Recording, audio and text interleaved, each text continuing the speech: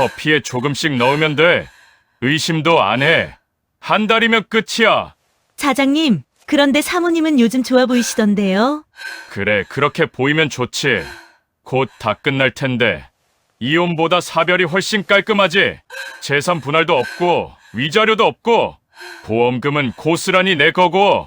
알았어. 오늘 저녁에도 넣을 거야. 커피에. 알아채지 못할 거야. 54살의 윤정이는 지금 침대 밑에 숨어 있습니다.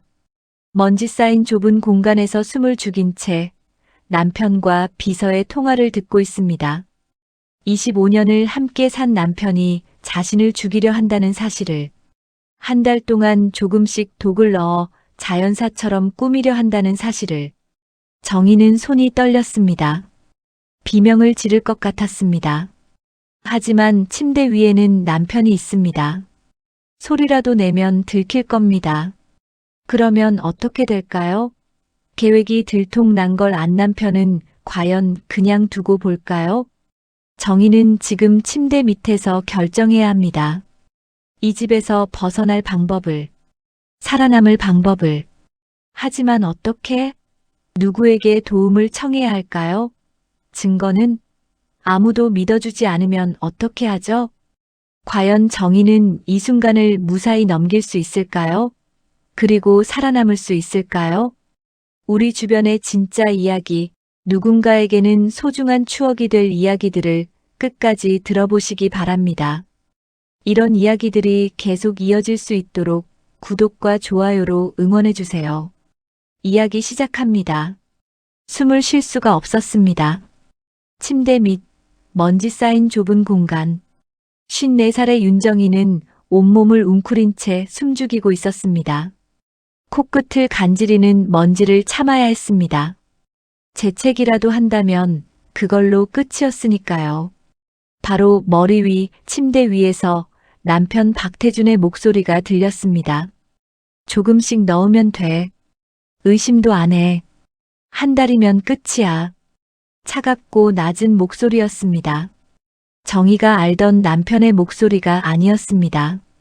25년을 함께 산 남편이 지금 누군가와 통화를 하고 있었습니다. 핸드폰 스피커폰에서 여자의 목소리가 새어나왔습니다. 대표님, 그런데 사모님은 요즘 많이 좋아 보이시던데요. 비서 최연주였습니다.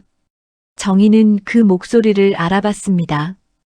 회사 행사에서 몇 번 본 적 있는 여자. 42살의 유능한 비서. 태준이 웃었습니다. 섬뜩한 웃음이었습니다. 그게 마지막이 될 테니까. 좋아 보이는 게 당연하지. 곧 다 끝날 테니까. 정희의 심장이 쿵쾅거렸습니다. 마지막?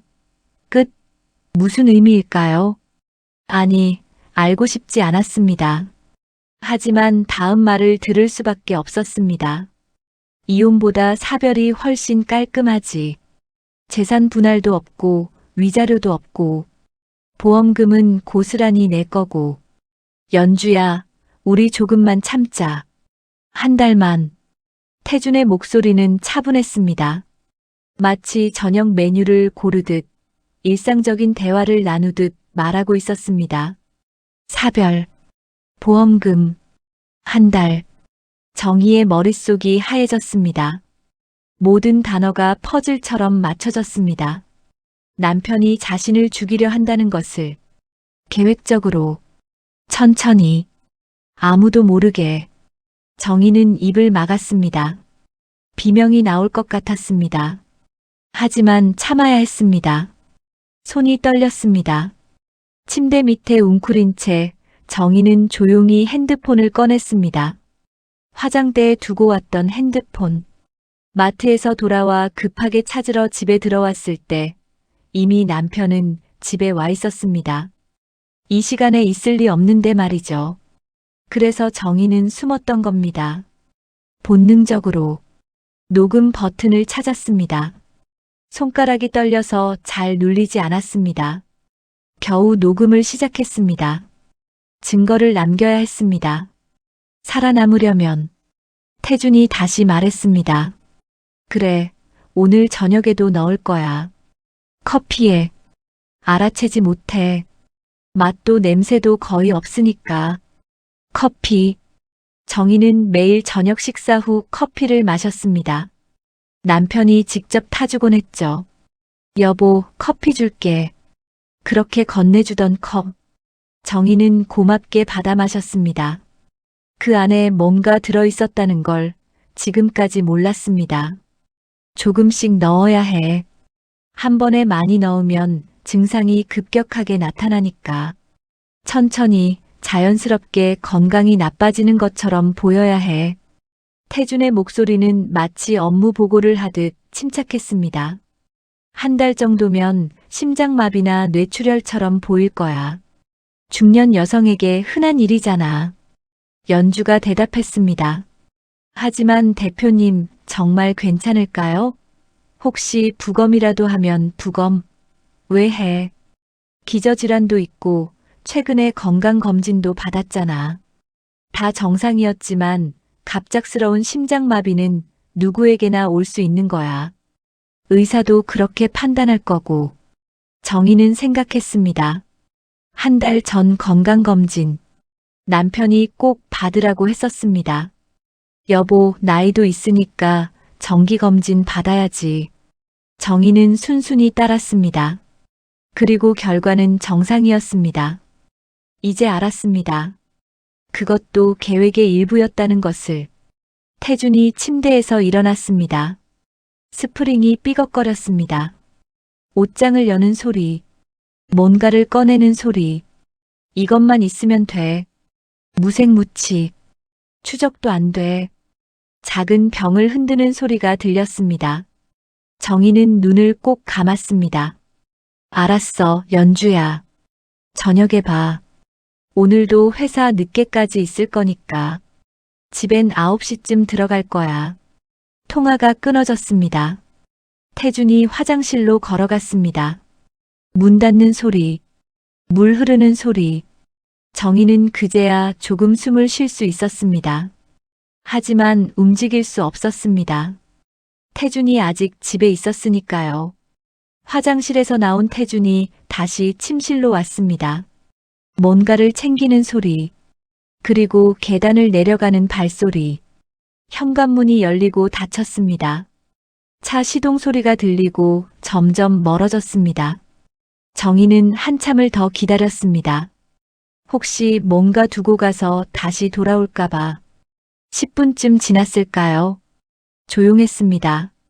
정희는 천천히 침대 밑에서 기어 나왔습니다. 온몸이 먼지투성이었습니다. 다리가 저려서 제대로 서지도 못했습니다. 침대에 주저앉았습니다. 녹음 파일을 확인했습니다. 다행히 녹음되어 있었습니다. 남편과 연주의 마지막 대화 일부가.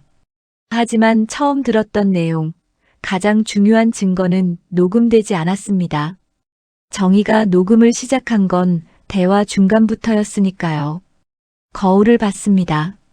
창백한 얼굴, 떨리는 눈동자, 54살의 평범한 가정주부. 전직 회계사였지만 결혼 후 20여 년을 주부로 살았습니다. 남편을 믿고 가정을 지키고 아들을 키우며 살았습니다. 그런 정희에게 이 상황은 믿기지 않았습니다. 남편 박태준, 56살의 중견기업 대표, 성실하고 책임감 있는 사람이라고 생각했습니다. 10년 전 한 번 외도가 있었지만 용서했습니다. 무릎 꿇고 빌던 남편을 믿기로 했습니다. 하지만 지금 그 남편이 자신을 죽이려 하고 있었습니다. 왜? 정희는 생각했습니다. 돈 때문에? 보험금? 아니면 저 여자 연주 때문에? 이유는 중요하지 않았습니다.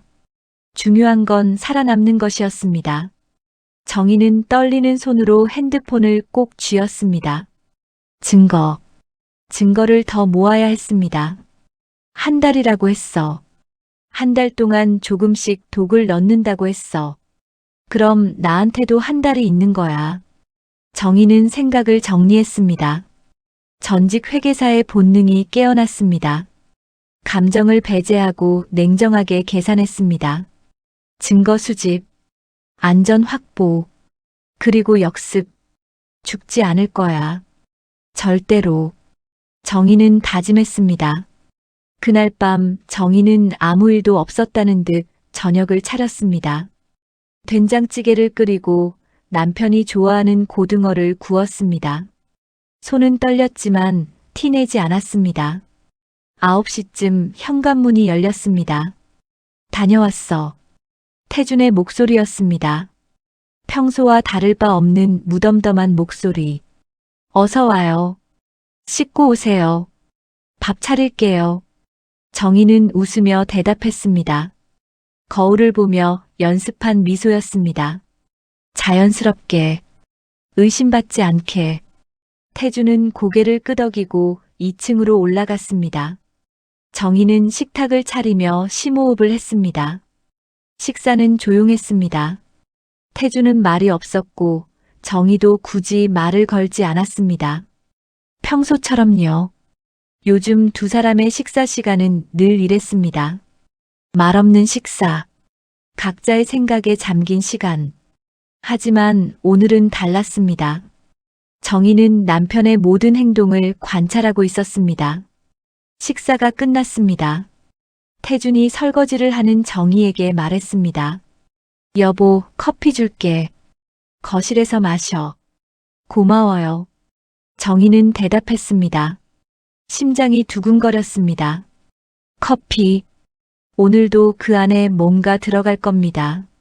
조금씩, 천천히, 아무도 모르게. 거실 소파에 앉았습니다. 잠시 후 태준이 커피를 들고 왔습니다. 자, 여기. 고마워요. 정희는 컵을 받았습니다. 따뜻한 컵. 김이 모락모락 올라왔습니다. 태준은 자신의 컵을 들고 맞은편 소파에 앉아 텔레비전을 켰습니다. 정희는 컵을 입술에 가져갔습니다. 하지만 마시지 않았습니다. 입술만 살짝 댔습니다. 그리고 천천히 컵을 내렸습니다. 태준은 텔레비전을 보고 있었습니다. 정희를 쳐다보지도 않았습니다. 관심도 없었습니다. 정희가 커피를 마시든 말든. 여보, 화장실 좀 다녀올게요. 정희는 일어났습니다. 커피 컵을 들고. 그래. 태준은 고개도 돌리지 않았습니다. 정희는 화장실로 갔습니다. 문을 잠그고 조용히 변기에 커피를 부었습니다. 물을 내렸습니다. 그리고 컵에 물을 조금 받아 헹궜습니다. 거울을 봤습니다. 창백한 얼굴이 비쳤습니다. 이제부터야. 살아남아야 해. 정희는 다짐했습니다. 화장실에서 나와 거실로 돌아왔습니다. 빈 컵을 들고. 다 마셨어요. 맛있었어요. 거짓말이었습니다. 태준은 여전히 텔레비전만 보고 있었습니다. 밤이 깊었습니다. 태준이 먼저 잠자리에 들었습니다. 정희는 부엌을 정리하고 조용히 서재로 갔습니다. 책장 뒤에 숨겨둔 일기장을 꺼냈습니다. 오래된 일기장. 결혼 전부터 쓰던 것이었습니다. 요즘은 쓰지 않았지만 이제 다시 쓸 이유가 생겼습니다. 날짜를 적었습니다. 그리고 오늘 있었던 일을 기록했습니다. 남편과 비서 연주의 통화를 들었습니다. 한 달 동안 조금씩 독을 넣어 죽이려는 계획.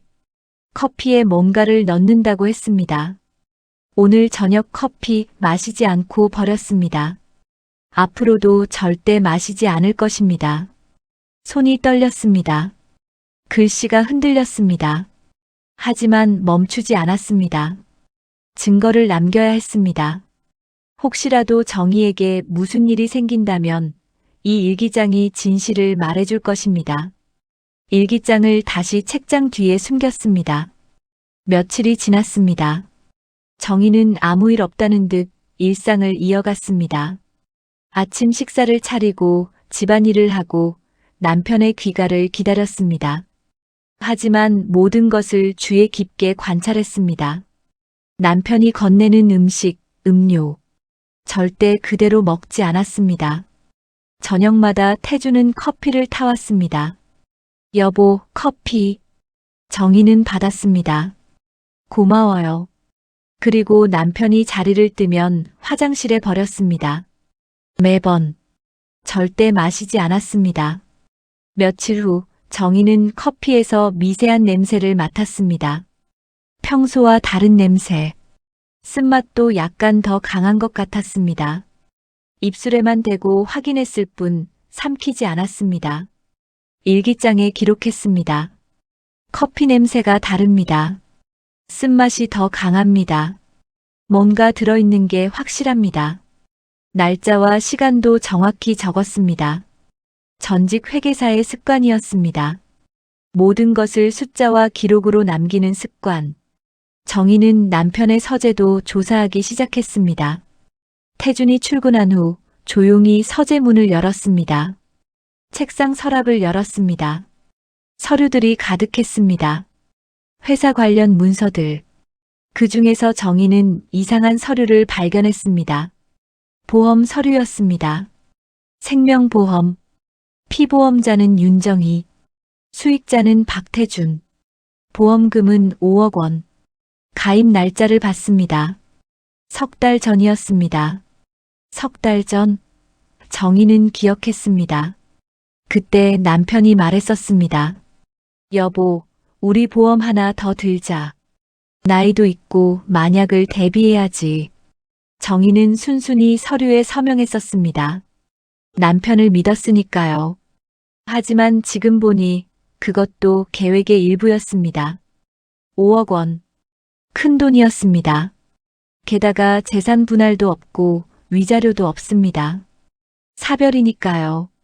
남편에게는 완벽한 계획이었습니다. 정희는 서류를 핸드폰으로 촬영했습니다. 증거였습니다.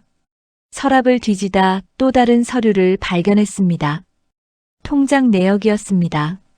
매달 보험료가 자동이체되고 있었습니다. 하지만 정희가 모르는 항목도 있었습니다. 무슨 보험이 이렇게 많지? 정희는 사진을 찍었습니다. 밤마다 일기를 썼습니다. 모든 걸 기록했습니다. 남편의 행동, 커피의 변화, 발견한 서류들, 보험금, 증거는 하나씩 쌓여갔습니다.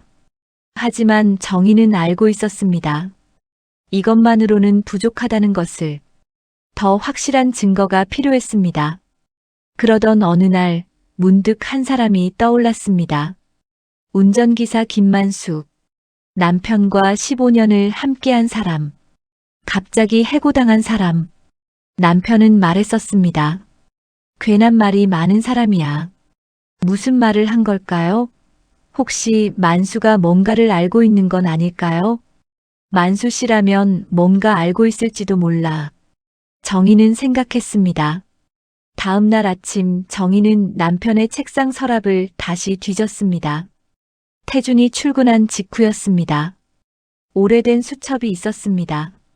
거기에 직원들의 연락처가 적혀 있었습니다.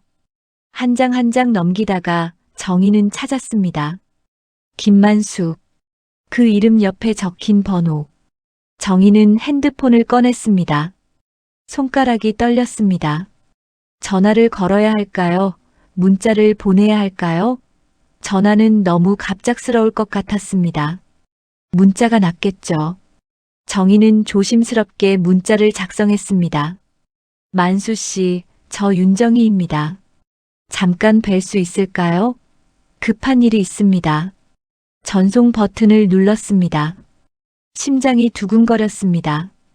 답장이 올까요? 만수는 해고당한 사람입니다. 혹시 정희를 원망하고 있는 건 아닐까요? 아니면 남편 편에 서 있는 건 아닐까요? 온갖 생각이 머릿속을 스쳤습니다. 10분쯤 지났을까요? 핸드폰이 울렸습니다. 문자였습니다. 사모님, 무슨 일이십니까? 언제 어디서 뵐까요? 만수의 답장이었습니다. 정희는 안도의 한숨을 쉬었습니다. 최소한 거절하지는 않았습니다. 내일 오후 2시 은평구 녹번역 근처 카페 어떠세요? 사람이 별로 없는 곳이 좋겠습니다. 정희는 신중하게 장소를 골랐습니다. 집에서 멀고 남편의 동선과도 겹치지 않는 곳. 혹시 모를 상황을 대비해야 했습니다. 알겠습니다. 내일 뵙겠습니다. 만수의 답장이 왔습니다. 다음 날 정희는 남편에게 말했습니다. 여보, 오늘 옛날 친구 만나러 나갔다 올게요. 그래. 태주는 무관심하게 대답했습니다. 신경도 쓰지 않았습니다. 정희가 어디를 가든 관심이 없었습니다. 오히려 다행이었습니다. 오후 1시 반 정희는 집을 나섰습니다. 버스를 타고 녹번역으로 향했습니다. 평소에 가본 적 없는 동네였습니다. 낯선 거리, 낯선 사람들. 정희는 카페를 찾았습니다. 작고 조용한 카페. 손님이 거의 없었습니다. 구석 자리에 앉았습니다. 아메리카노를 주문했습니다. 시계를 봤습니다. 2시까지 10분 남았습니다. 정희는 핸드폰을 만지작거리며 기다렸습니다. 긴장되었습니다. 만수를 만나면 뭐라고 말해야 할까요? 어디서부터 설명해야 할까요? 2시 정각, 카페 문이 열렸습니다. 김만수였습니다. 예순한 살의 만수는 여전히 단정한 모습이었습니다. 깔끔한 셔츠에 면바지. 정희를 보자 고개를 숙여 인사했습니다. 사모님, 오랜만입니다. 만수 씨, 앉으세요. 뭐 드실래요?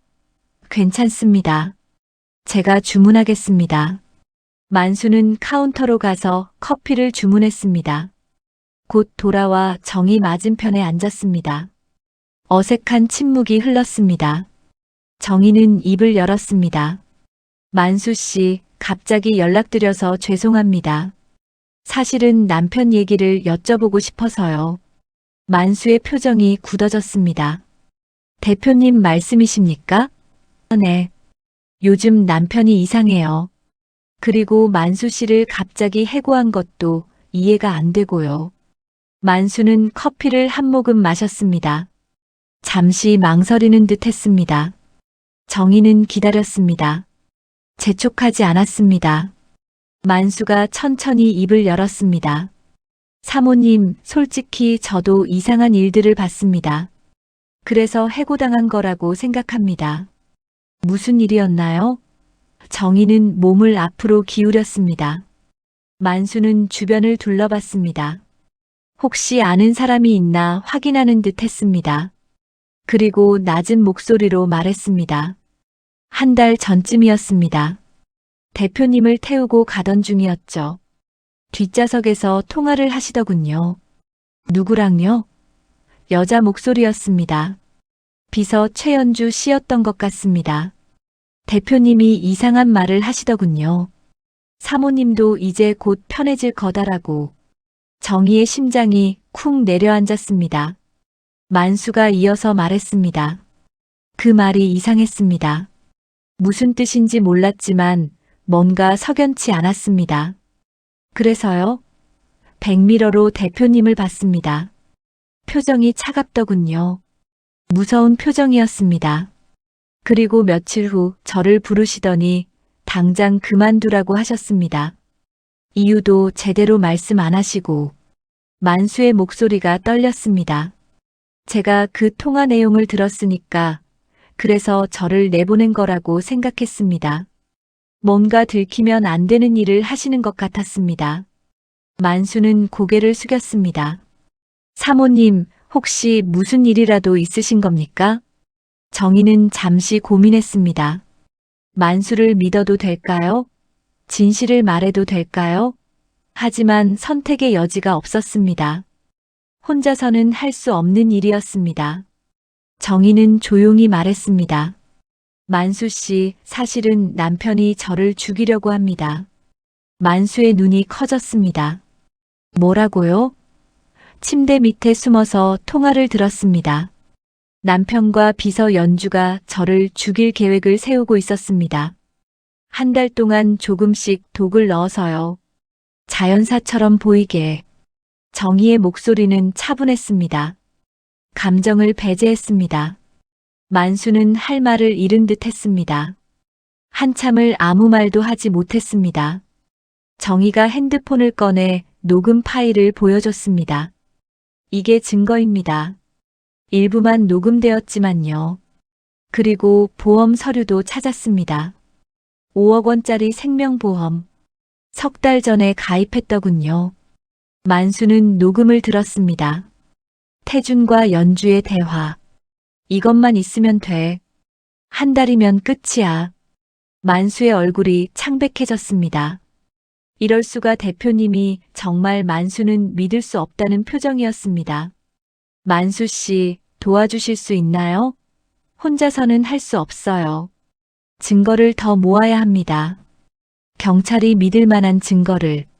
정희는 만수를 똑바로 쳐다봤습니다. 만수는 고개를 끄덕였습니다. 물론입니다, 사모님. 제가 할 수 있는 건 다 하겠습니다. 정희는 안도의 한숨을 쉬었습니다.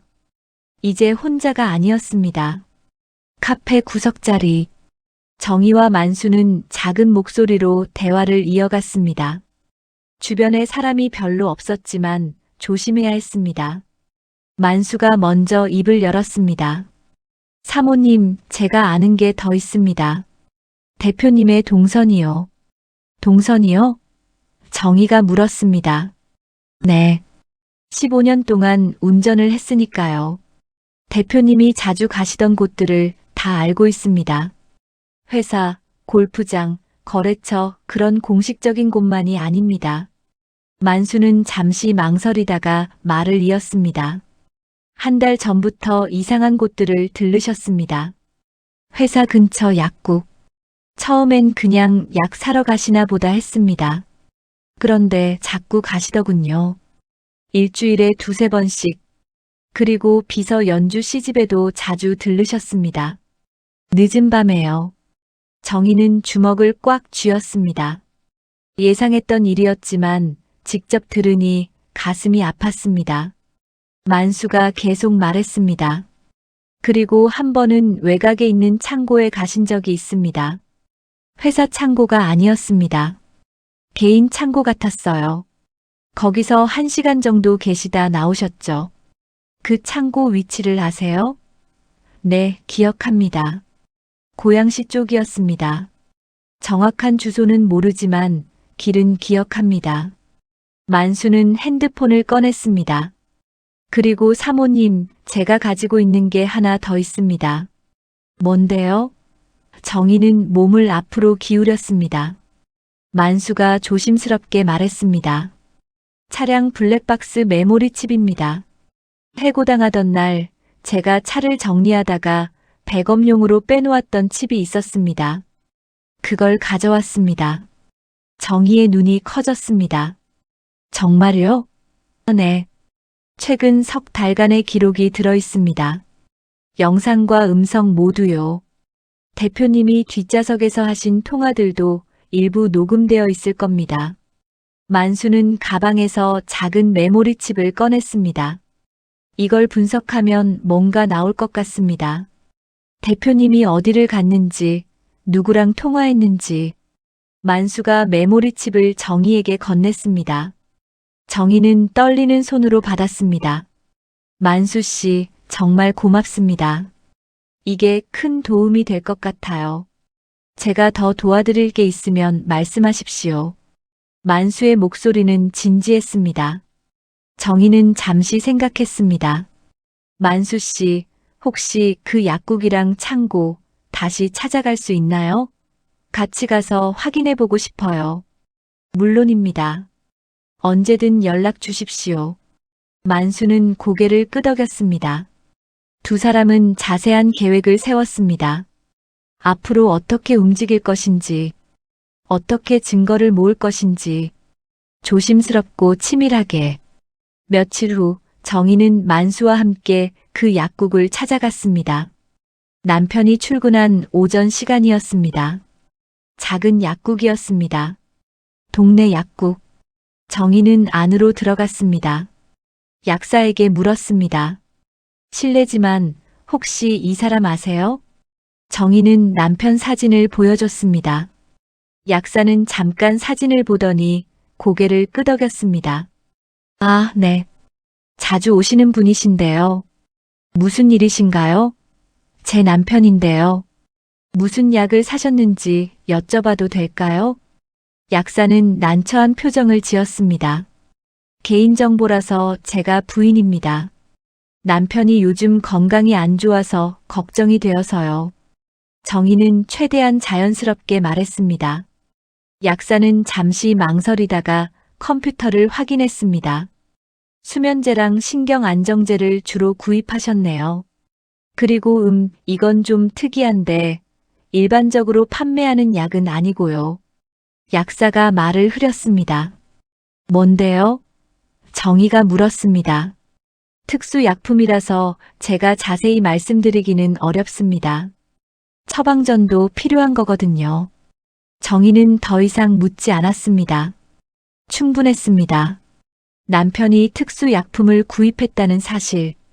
정희는 약국을 나왔습니다. 만수가 밖에서 기다리고 있었습니다. 어떻게 되셨습니까? 약을 샀어요. 수면제랑 특수약품을요. 특수약품이요? 자세한 건 못 들었지만 일반 약은 아니래요. 정희는 핸드폰으로 약국 외관을 촬영했습니다. 상호명도 메모했습니다. 증거였습니다. 다음은 창고였습니다. 만수가 기억을 더듬어 길을 찾았습니다. 이쪽입니다. 고양시 외곽. 한적한 곳이었습니다. 작은 창고 건물들이 늘어서 있었습니다. 저기입니다. 만수가 가리켰습니다. 낡은 창고 하나. 문에는 자물쇠가 채워져 있었습니다. 정희와 만수는 조심스럽게 주변을 살폈습니다. 창문으로 안을 들여다봤습니다. 어두웠지만 희미하게 보였습니다. 박스들이 쌓여 있었습니다. 선반에는 병들이 놓여 있었습니다. 저게 뭘까요? 정희가 중얼거렸습니다. 약품 같습니다. 만수가 대답했습니다. 정희는 핸드폰으로 창고를 촬영했습니다. 외관, 위치, 주변 환경 모두 기록했습니다. 나중에 경찰이 올 때 필요할 거예요. 정희는 차분하게 말했습니다. 집으로 돌아온 후 정희는 블랙박스 메모리 칩을 분석했습니다. 노트북에 연결했습니다. 파일들이 열렸습니다. 영상과 음성 파일들. 정희는 하나씩 확인했습니다. 남편이 약국에 들어가는 장면, 연주의 집 앞에 차를 세우는 장면, 그리고 뒷좌석에서의 통화 음성들. 이혼은 복잡해. 재산 분할의 위자료까지. 하지만 사별은 깔끔하지. 태준의 목소리가 녹음되어 있었습니다. 정희는 그 파일을 따로 저장했습니다. 약품 거래 내역도 찾았습니다. 영수증 사진들. 날짜별로 정리했습니다. 밤이 깊었습니다. 정희는 모든 증거를 정리했습니다. 녹음 파일, 사진, 영상, 서류. USB에 백업했습니다. 그리고 편지를 썼습니다. 아들 민석에게. 민석아, 엄마가 이 편지를 쓰는 건 혹시 모를 상황을 대비해서란다. 편지에는 모든 진실을 적었습니다. 아버지의 계획, 엄마가 모은 증거들, 그리고 마지막 부탁. 혹시 엄마에게 무슨 일이 생기면 이 편지를 경찰에 전해줘. 정희는 편지를 봉투에 넣었습니다. 아들의 군대 주소로 보낼 예정이었습니다. 일주일이 더 지났습니다. 정희는 매일 밤 일기를 썼습니다. 남편의 행동, 커피에서 나는 냄새, 모든 것을 기록했습니다. 낮에는 만수와 연락하며 증거를 더 모았습니다. 블랙박스 영상을 분석하고 약국 영수증을 정리하고 보험 서류를 복사했습니다. 남편 태주는 여전히 아무것도 모르는 듯 했습니다. 매일 똑같은 루틴이었습니다. 출근하고 늦게 귀가하고 정희에게 커피를 건네고 여보, 커피. 그 한마디. 정희는 받았습니다. 고마워요. 그리고 화장실에 버렸습니다. 매일 밤 절대 마시지 않았습니다. 정희는 거울을 보며 자신의 얼굴을 확인했습니다. 여전히 건강해 보였습니다. 안색도 괜찮았고 기운도 있었습니다. 만약 독을 마셨다면 지금쯤 많이 쇠약해졌을 겁니다. 한 달 동안 조금씩 쌓인 독이 몸을 망가뜨렸을 테니까요. 어느 날 저녁 만수에게서 전화가 왔습니다. 사모님, 중요한 걸 찾았습니다. 블랙박스 영상을 더 분석했는데요. 대표님이 비서 연주 씨와 통화하는 장면이 또 나왔습니다. 날짜는 한 달 전입니다. 뭐라고 하던가요? 정희가 물었습니다. 보험금 얘기를 하더군요. 5억이면 충분해. 새로 시작할 수 있어. 너랑 나랑. 그렇게 말했습니다. 만수의 목소리가 떨렸습니다. 사모님, 이건 정말 계획적인 범죄입니다. 그냥 충동적인 게 아니라 오래전부터 준비한 겁니다. 정희는 한숨을 쉬었습니다. 알아요. 보험도 3달 전에 가입했고 약도 미리 구해뒀으니까요. 치밀하게 계획한 거죠. 이제 어떻게 하실 겁니까? 만수가 물었습니다. 정희는 잠시 생각했습니다. 경찰에 신고해야죠. 하지만 타이밍이 중요해요. 타이밍이요? 네. 남편이 말했잖아요. 한 달이면 끝난다고. 이제 거의 한 달이 다 됐어요. 남편이 마지막 시도를 할 겁니다. 그때 현장에서 잡아야 확실한 증거가 됩니다. 정희의 목소리는 차분했습니다. 위험하지 않습니까? 만수가 걱정스럽게 물었습니다. 위험하죠. 하지만 지금까지 모은 증거만으로는 부족할 수 있어요. 녹음도 일부분이고 영상도 직접적인 증거는 아니니까요. 남편이 실제로 독을 넣는 현장을 잡아야 합니다. 그럼 어떻게 하시려고요? 우선 경찰에 미리 연락해 둘 겁니다. 증거 자료를 넘기고 상황을 설명하고 대기하고 있어달라고 부탁할 거예요. 그리고 남편이 움직이는 순간 바로 들이닥치게 하는 거죠. 며칠 후 정희는 경찰서를 찾아갔습니다. 혼자서. 만수에게는 말하지 않았습니다. 너무 많은 사람이 연루되면 위험할 수 있었으니까요. 경찰서 민원실에 들어갔습니다. 담당 형사를 만났습니다. 무슨 일로 오셨습니까? 남편이 저를 죽이려고 합니다. 정희는 담담하게 말했습니다. 형사는 처음엔 믿지 않는 듯한 표정이었습니다. 하지만 정희가 준비한 자료를 보여주자 표정이 굳어졌습니다. 녹음 파일, 블랙박스 영상, 보험 서류, 약국 영수증, 일기장 사본. 이게 다 사실입니까? 형사가 물었습니다. 네, 모두 사실입니다. 남편은 한 달 동안 제 음식에 독을 넣으려고 했습니다. 다행히 저는 마시지 않았고요. 하지만 곧 마지막 시도를 할 겁니다. 그때 잡아주셔야 합니다. 형사는 자료를 꼼꼼히 살펴봤습니다. 이건 심각한 사건입니다. 살인미수죠. 지금 당장 남편분을 소환해서 조사할 수도 있습니다. 아니요. 정희가 말했습니다. 지금 소환하면 증거인멸할 수 있어요. 현장에서 잡아야 합니다. 확실하게. 위험합니다. 혹시라도 정말 독을 마시게 되면 안 마실 겁니다. 제가 조심할게요. 대신 경찰이 대기하고 있다가 제가 신호를 보내면 바로 들어와 주세요. 정희는 형사를 설득했습니다. 형사는 고민하다가 고개를 끄덕였습니다. 알겠습니다. 신고 접수하겠습니다. 언제쯤 일이 벌어질 것 같습니까? 이번 주말일 겁니다. 결혼 기념일이거든요. 남편이 그날을 택할 것 같아요. 상징적이잖아요. 정희는 씁쓸하게 웃었습니다. 형사는 정희의 연락처를 받았습니다. 집으로 돌아왔습니다. 태주는 아직 회사에 있었습니다. 정희는 거실에 앉아 창밖을 바라봤습니다. 이번 주말이면 모든 게 끝납니다. 25년의 결혼 생활, 남편에 대한 믿음, 모든 것이 슬펐지만 동시에 마음 한편이 가벼웠습니다. 이제 곧 자유로워질 테니까요. 그날 밤 태준이 말했습니다. 여보, 이번 주말이 우리 결혼 기념일이지? 정희는 고개를 끄덕였습니다. 맞아요. 25년이네요. 집에서 조촐하게 보내자.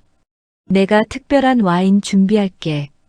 태준의 목소리는 부드러웠습니다. 정희는 알았습니다. 그 와인에 독이 들어갈 거라는 걸. 마지막 시도.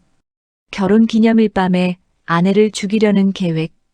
정희는 웃었습니다. 좋아요. 우리 둘이서 조용히 보내요. 좋은 밤이 될 거야. 태준도 웃었습니다. 그 웃음이 너무나 소름 끼쳤습니다.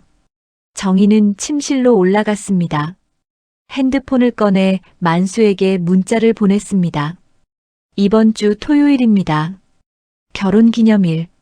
그날이 마지막 날일 겁니다. 만수의 답장이 왔습니다. 알겠습니다, 사모님. 조심하십시오. 정희는 형사에게도 문자를 보냈습니다. 토요일 밤 9시쯤. 준비해주세요. 형사의 답장. 알겠습니다. 대기하겠습니다. 신호 주시면 바로 들어가겠습니다. 모든 준비가 끝났습니다. 이제 그날만 기다리면 됩니다. 정희는 창밖을 바라봤습니다. 밤하늘에 별이 반짝이고 있었습니다. 조금만 더 참자. 조금만 더. 정희는 주먹을 꽉 쥐었습니다. 토요일이 밝았습니다. 결혼 기념일. 25년 전 오늘 정희와 태준은 약속했었습니다. 서로를 사랑하고 존중하며 평생을 함께하겠다고. 하얀 웨딩드레스를 입은 정희는 행복했었습니다. 태준의 손을 잡고 미래를 꿈꿨었죠. 하지만 오늘 그 약속은 깨졌습니다. 아침 일찍 정희는 핸드폰을 확인했습니다. 만수에게서 문자가 와 있었습니다. 사모님, 어젯밤 경찰서에 모든 증거 파일을 제출했습니다.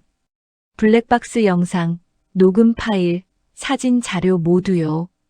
형사님께서 오늘 밤 대기하고 계신답니다. 정희는 안도했습니다.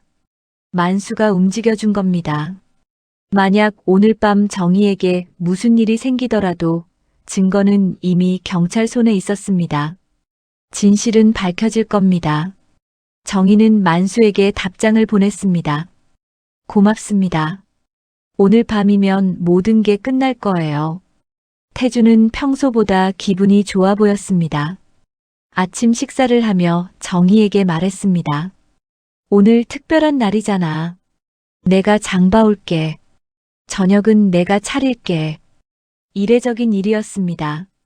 태준이 요리를 한다고 결혼 후 단 한 번도 없었던 일이었습니다. 그래요? 고마워요.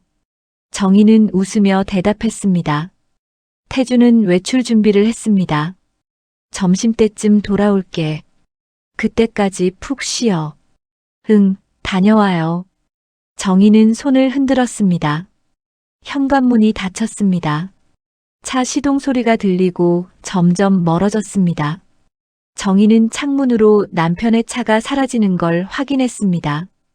그리고 바로 형사에게 전화를 걸었습니다. 저예요.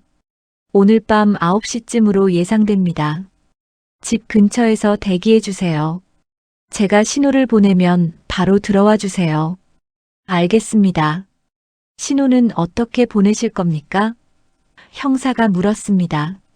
문자를 보내겠습니다. 지금이라고. 그러면 바로 오세요. 늦으면 안 됩니다. 걱정 마십시오.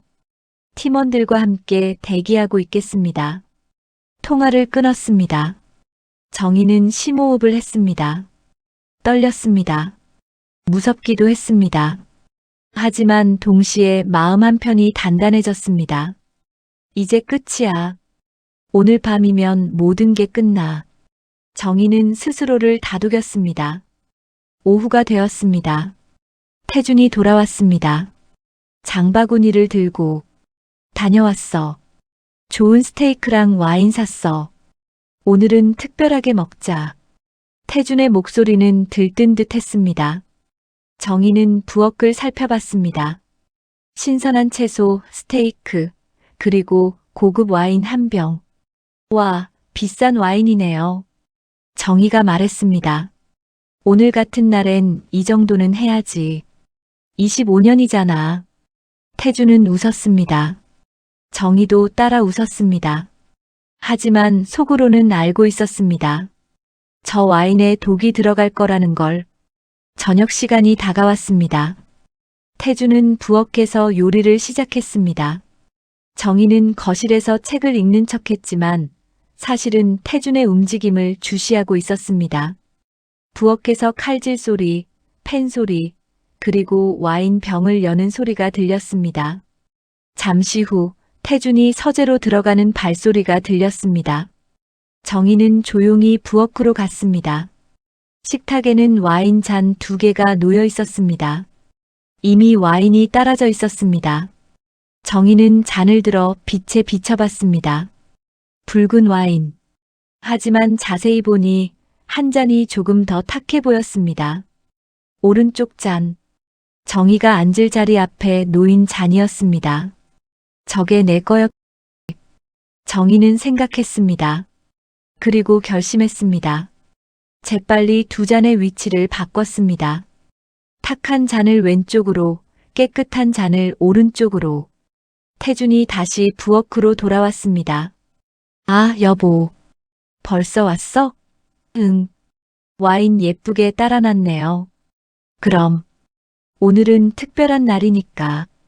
태준은 아무것도 눈치채지 못했습니다. 정희는 조용히 거실로 돌아갔습니다. 심장이 두근거렸습니다. 8시가 되었습니다. 태준이 식탁을 차렸습니다. 스테이크, 샐러드, 그리고 와인. 촛불까지 켰습니다. 자, 앉아. 시작하자. 정희는 자리에 앉았습니다. 오른쪽 자리. 바꿔놓은 깨끗한 잔 앞에. 태준이 맞은편에 앉았습니다. 탁한 잔 앞에. 25년이라니 참 빠르네. 태준이 말했습니다. 그러게요. 정말 긴 시간이었어요. 정희가 대답했습니다. 고생 많았어. 나를 믿고 따라와줘서 고마워.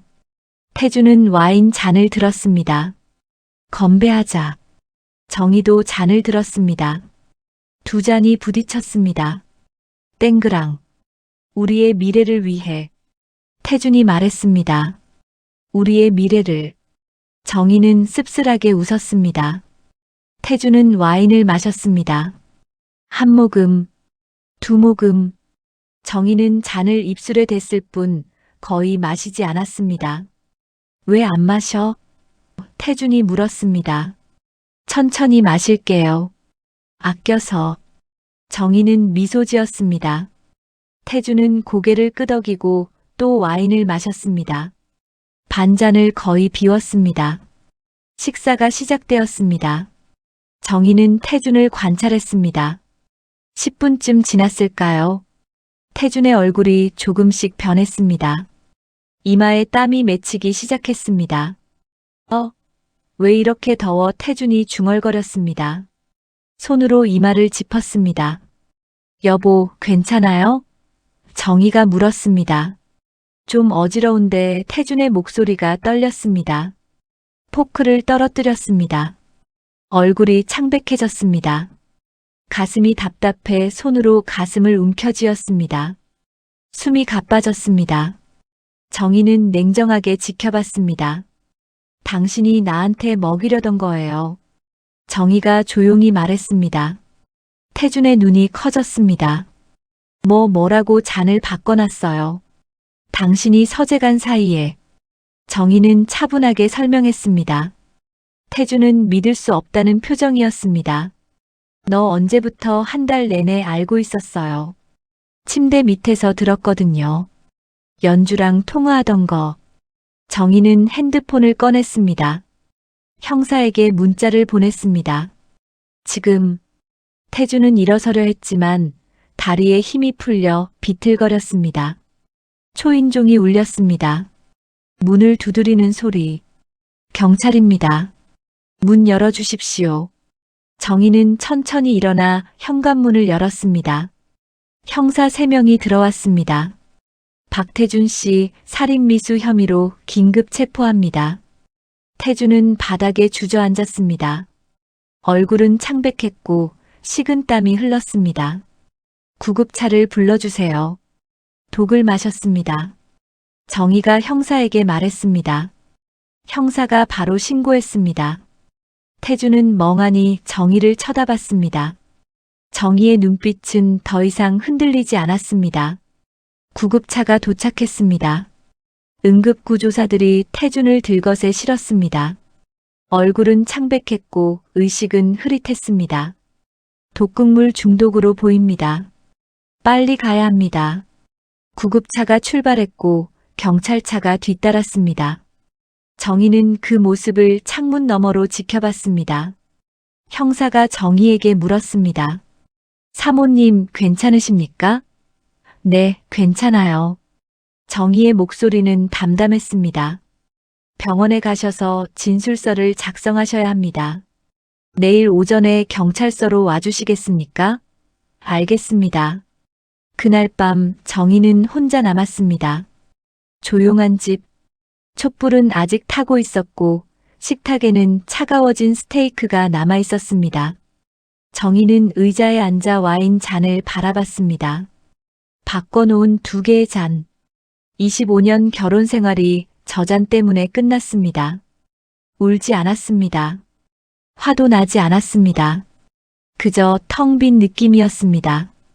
오래 참았던 긴장이 풀리니 온몸에 힘이 빠졌습니다. 정희는 소파에 누워 천장을 바라봤습니다. 이제 끝났어. 정말 끝났어. 그렇게 밤을 보냈습니다. 다음 날 태주는 병원에서 응급치료를 받았습니다. 위세척을 했고 해독제를 투여받았습니다. 다행히 생명에는 지장이 없었습니다. 마신 양이 많지 않았고 빨리 발견되었으니까요. 하지만 태어나자마자 구속되었습니다. 살인미수 혐의로. 비서 최연주도 같은 날 체포되었습니다. 공범 혐의였습니다. 연주는 처음엔 부인했습니다. 저는 아무것도 모릅니다. 대표님이 혼자 하신 일이에요. 하지만 증거가 너무 많았습니다. 블랙박스 녹음, 통화 기록, 문자 메시지. 한 달 후 재판이 시작되었습니다. 법정은 사람들로 가득 찼습니다. 기자들, 방청객들, 그리고 정희. 정희는 검은색 정장을 입고 방청석에 앉아 있었습니다. 옆에는 만수가 앉아 있었습니다. 사모님, 긴장되십니까? 아니요. 괜찮아요. 재판장이 들어왔습니다. 피고인 박태준, 최연주, 앞으로 나오십시오. 2 사람이 일어났습니다. 태준은 수척해져 있었습니다. 한 달 사이에 많이 늙어 보였습니다. 연주는 고개를 숙이고 있었습니다. 2 사람 모두 정희를 쳐다보지 못했습니다.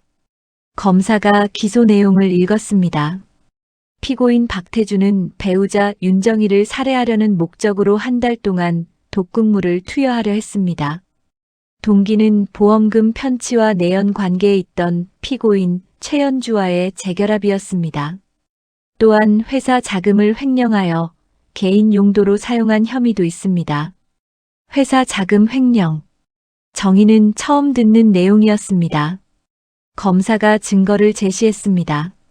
피고인 박태준은 지난 1년간 회사 자금 3억 원을 빼돌렸습니다. 그 돈으로 피고인 최연주와 함께 사용할 해외 부동산을 알아봤습니다. 또한 정희 씨 명의로 가입한 생명보험 5억 원의 수익자는 박태준 본인이었습니다. 모든 것이 계획적이었습니다.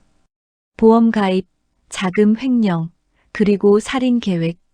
태준은 정희를 죽이고 보험금을 받아 연주와 새 인생을 시작하려 했던 겁니다. 정희는 주먹을 꽉 쥐었습니다. 만수가 정희의 손을 가만히 잡아주었습니다. 증인 신문이 시작되었습니다. 첫 번째 증인은 약사였습니다. 피고인 박태준이 특수약품을 여러 차례 구매했습니다. 수면제와 함께 치사량에 이를 수 있는 약물이었습니다. 약사의 증언은 명확했습니다. 태준은 고개를 숙였습니다. 두 번째 증인은 김만수였습니다. 만수는 증인석에 섰습니다. 떨리는 목소리로 증언을 시작했습니다. 저는 피고인 박태준의 운전기사로 15년간 일했습니다. 한 달 전쯤 이상한 대화를 들었습니다. 어떤 대화였습니까? 검사가 물었습니다. 차를 운전하는 중이었습니다. 뒷좌석에서 피고인이 통화를 하고 있었습니다. 사모님도 이제 곧 편해질 거다라고 말씀하셨습니다. 그 목소리가 너무 차가웠습니다. 만수는 계속 말했습니다. 처음엔 단순한 부정이라고 생각했습니다. 그런데 며칠 후 갑자기 해고당했습니다. 그때 깨달았습니다. 제가 들으면 안 되는 걸 들었구나. 하지만 사모님께서 연락 주셨을 때 그제야 알았습니다. 제가 알고 있던 건 범죄의 일부였다는 것을.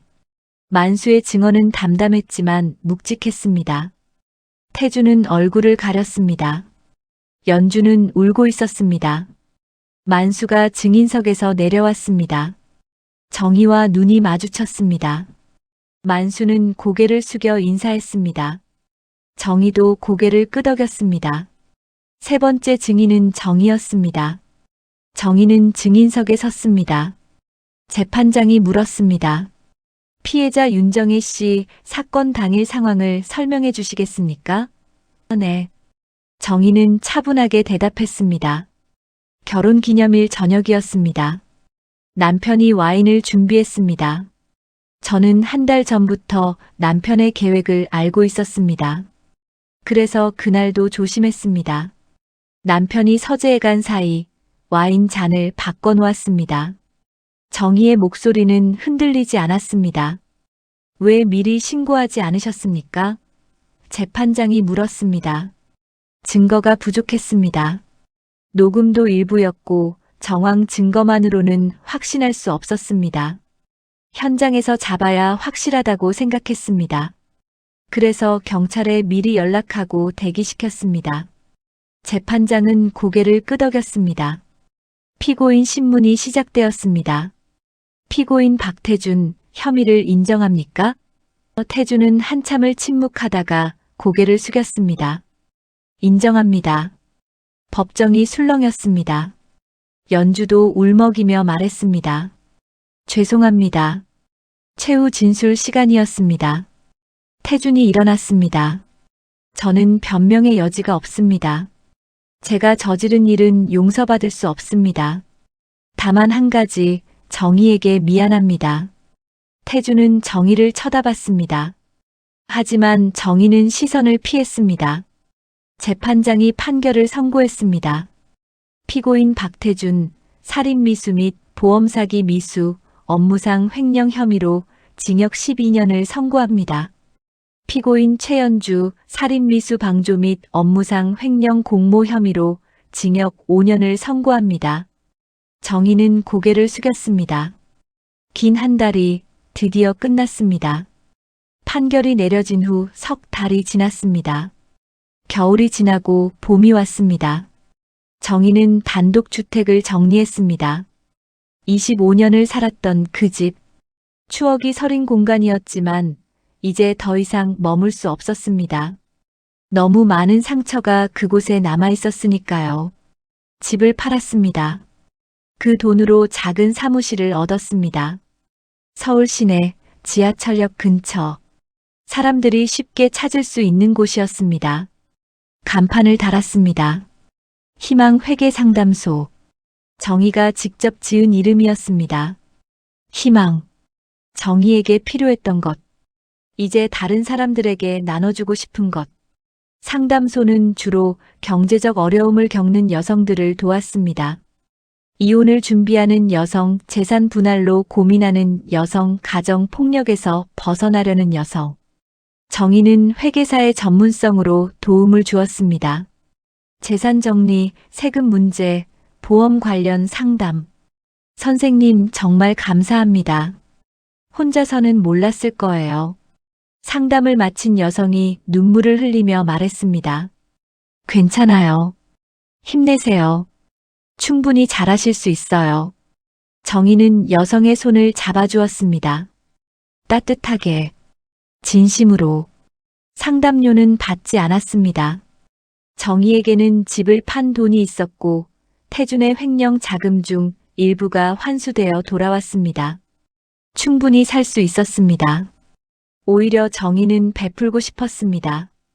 자신이 받은 도움을 다른 사람들에게 전하고 싶었습니다. 어느 날 사무실 문이 열렸습니다. 젊은 남자가 들어왔습니다. 군복을 입은 정희는 그 모습을 보고 일어났습니다. 민석아, 엄마. 아들 민석이었습니다. 제대한 민석. 23살의 청년이 된 아들. 민석은 정희를 꼭 안았습니다. 엄마, 고생 많으셨어요. 정희도 아들을 안았습니다. 눈물이 났습니다. 참았던 눈물이 터졌습니다. 민석아, 잘 왔어. 엄마가 보고 싶었어. 저도요, 엄마. 군대에서 민석은 정희의 편지를 받았었습니다. 모든 진실이 담긴 편지. 아버지의 범죄, 어머니의 고통, 그리고 재판 결과. 민석은 충격을 받았습니다. 하지만 동시에 어머니가 자랑스러웠습니다. 포기하지 않고 싸운 어머니가. 엄마, 이제 제가 도울게요. 같이 살아요. 민석이 말했습니다. 그래. 우리 같이 살자. 정희는 웃었습니다. 오랜만에 진심으로 웃었습니다. 민석은 정희의 상담소를 도우며 대학에 복학했습니다. 경영학과. 나중에는 어머니의 일을 더 체계적으로 도울 수 있을 거라고 했습니다. 어느 봄날 오후였습니다. 정희는 사무실 창가에 앉아 커피를 마시고 있었습니다. 따뜻한 햇살이 창문으로 들어왔습니다. 거리에는 사람들이 오가고 벚꽃이 흩날리고 있었습니다. 평화로운 풍경이었습니다. 핸드폰이 울렸습니다. 만수였습니다. 사모님 잘 지내십니까? 네, 만수 씨. 잘 지내고 있어요. 만수 씨는요? 저도 잘 지내고 있습니다. 다시 운전 일을 시작했습니다. 개인 택시요. 잘 됐네요. 축하드려요. 감사합니다. 사실 오늘 사모님 사무실 근처를 지나가게 됐습니다. 손님을 태우고 가는 길이었는데 우연히 간판을 봤습니다. 희망 회계 상담소. 정말 좋은 일 하고 계시네요. 정희는 미소 지었습니다.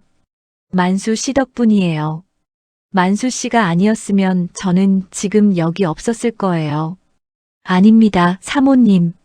사모님이 용기 있으셨기 때문입니다. 저는 그저 조금 도와드렸을 뿐입니다. 만수 씨, 시간 되시면 한번 들러주세요. 커피라도 한잔하고 가세요. 그러겠습니다. 곧 뵙겠습니다. 통화를 끊었습니다. 정희는 창밖을 다시 바라봤습니다. 저 멀리 택시 한 대가 지나가고 있었습니다. 혹시 만수의 차일까요? 저녁이 되었습니다.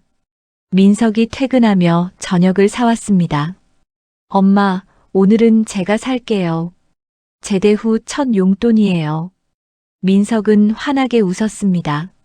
정희와 민석은 작은 식탁에 마주 앉았습니다. 소박한 저녁이었지만 행복했습니다. 엄마, 요즘 어때요? 힘들진 않으세요? 민석이 물었습니다. 괜찮아. 오히려 좋아. 사람들을 도울 수 있어서. 정희는 진심으로 대답했습니다. 저도 엄마 같은 사람이 되고 싶어요. 어려울 때 포기하지 않고 싸우는 사람. 민석아, 너는 이미 훌륭한 사람이야. 엄마가 자랑스러워.